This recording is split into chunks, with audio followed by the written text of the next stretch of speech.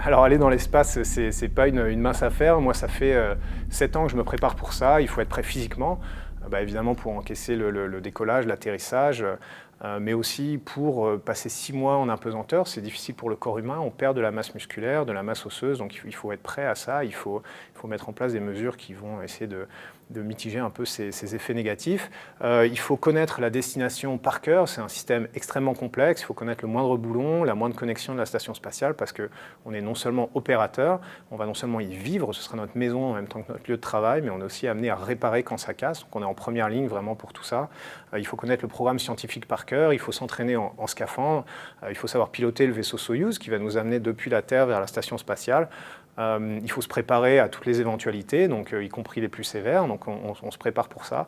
Au total, c'est des milliers d'heures passées dans la salle de classe, au simulateur, à répéter les expériences qui vont m'amener le 15 novembre, au pied de la fusée, à être finalement prêt à réaliser cette belle mission.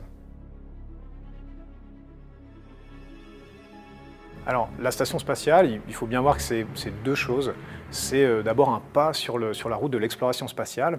Ce n'est pas une fin en soi, c'est vraiment une étape nécessaire pour aller de plus en plus loin et un jour arriver vers Mars et répondre à des questions un peu fondamentales de l'origine de la vie, des choses comme ça. Ça sert à ça, la station spatiale, il ne faut pas l'oublier.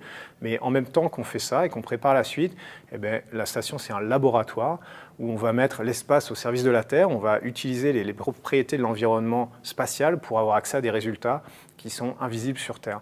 Et ça, c'est vrai dans le domaine de la physiologie spatiale. Les astronautes, l'organisme dans l'espace réagit de manière différente. Ça nous permet de faire des études de neurologie, des études sur le système cardiovasculaire, des choses comme ça. C'est vrai dans la physique des fluides, les processus d'alliage, de formation d'alliage dans la station, on peut les observer finement parce qu'il n'y a pas de sédimentation. On renvoie les résultats dans les laboratoires. C'est vrai en biologie, c'est vrai en physique des matériaux. Donc c'est vraiment un laboratoire multidisciplinaire où pendant 6 mois, on va réaliser plus de 200 expériences dont on va renvoyer les résultats dans tout le tissu industriel et scientifique européen.